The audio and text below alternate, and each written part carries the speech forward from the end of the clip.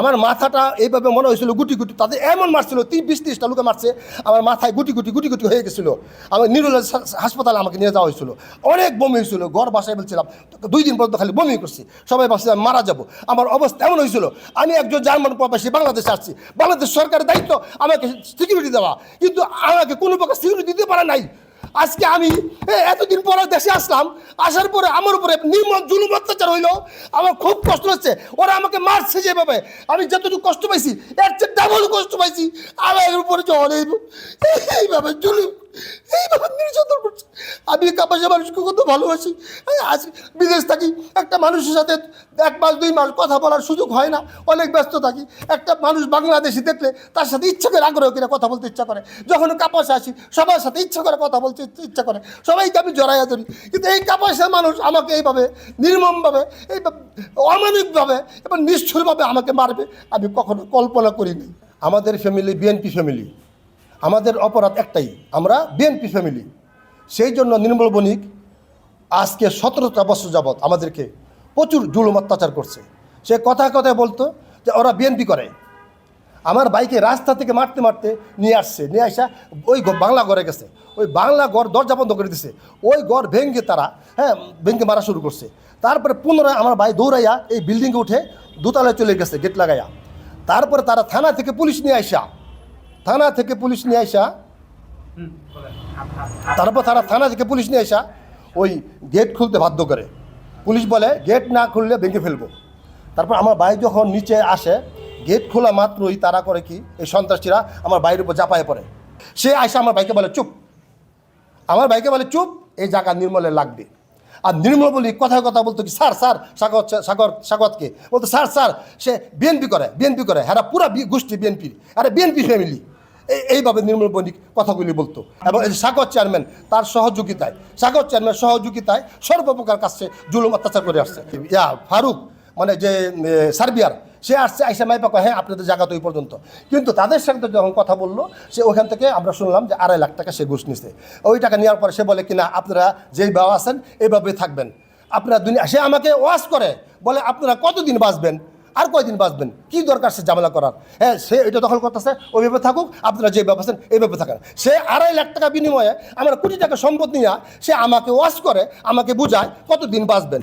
আরে যতদিন বাঁচি ততদিন তো দরকার আমার জায়গাটা নাকি, আমার পরে তো আমার সন্তানরা বাঁচবে নাকি। হ্যাঁ এত দিন দুপুরে শত শত মানুষের সামনে আমাকে মারলো, এবং ওইখানে সিসি ক্যামেরা ফুটেজ ছিল, তারা থানা থেকে সিজ করছে ক্যামেরাটা, সিসি ক্যামেরা।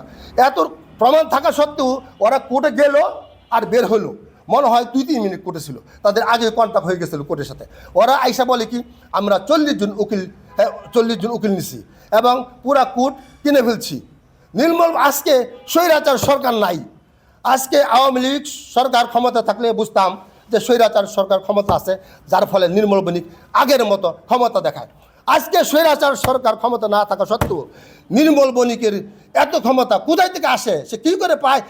কোর্টের মতো একটা বড় জায়গা প্রতিষ্ঠানকে সে কিনে ফেলে, এসে বলে কি কোর্ট কিনে ফেলছি, নির্মল বণিক এরকম বলে। আমাদেরকে এএসআই কল্লুকে টাইম দিছে শনিবার দিন সাক্ষাৎ করার জন্য ওসি সাহেবের সাথে। তো আমরা শনিবার দিন গেলাম ওসি সাহেবের রুমে, যাওয়ার পর দেখি সাথে সাথে নির্মল বণিক ওইখানে চলে আসছে, ওসি সাহেবের রুম থেকে বের হয়ে চলে আসার পরে আমরা ঢোকা মাত্রই ওই ওসি সাহেব বসা থেকে উঠে যাচ্ছে, আমাদের সাথে কথা বলার কোনো ইন্টারেস্ট নাই তার, মানে আমাদেরকে মানে কোনো পাত্তাই দেয় নাই।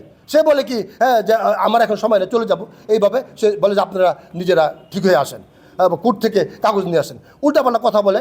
মানে আমার কথা হলো যেখানে এই যে কাপাসিয়া থানার ওসি এসপি সাহেবের কথা শুনে না, সার্কেল সাহেবের কথা শুনে না, ওই নির্মল বণিকের কথা শুনে। নির্মল বণিকে এত যদি ক্ষমতা থাকে তাহলে তাকেই সার্কেল বা এসপি বানায় দেওয়া হোক, হ্যাঁ তাকে ওই আইজি বানায় দেওয়া হোক। অত্যন্ত দুঃখ, মনে কিছু নেবেন না, আমাকে বেয়াদব মনে করবেন না, আমি অত্যন্ত দুঃখের সাথে কথাগুলি বলতেছি যে যেখানে এসপি সাহেব বলছে, সার্কার সাহেব বলছে আমাদের সাথে বসার জন্য, সেখানে ওসি সাহেব আমাদের সাথে না বসে নির্মলকে মূল্যায়ন করে আমাদেরকে কোনো পাত্তা দেয় নাই।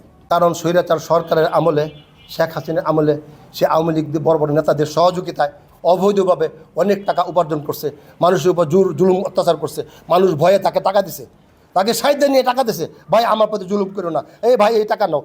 যখন নাকি মানুষের ঘর তৈরি করে, যখন ঘর তৈরি করে মানুষ খালি আল্লাহর কাছে বিচার দিছে।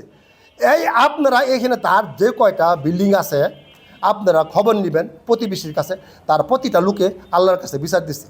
কারণ মানুষের কিছু করার নাই, তার ক্ষমতা নির্মল বণিকের ক্ষমতা, সেজন্য কাপাসের একটা ভূমিদস্যু হয়ে গেছে।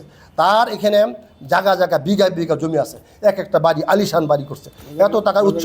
আমরা জানি যে সে ডলারের ব্যবসা করে, ওই মানি লন্ডারিং করে, টাকা পাচার করে এবং এই সুদের ব্যবসা করে, তার নাকি অনেক কিছু আছে। কিন্তু এই যে চাল ডাল মুদির দোকান, এটা একটা ফর শু, এটা একটা দেখানো। তা আমার কথা হলো, সে যদি এতগুলি টাকার মালিক হয়ে থাকে, কোটি কোটি টাকা মালিক, তাহলে কয় লক্ষ কয় কোটি টাকা বাংলাদেশ সরকার সে ট্যাক্স দিছে। আবার বক্তব্য হলো এইটা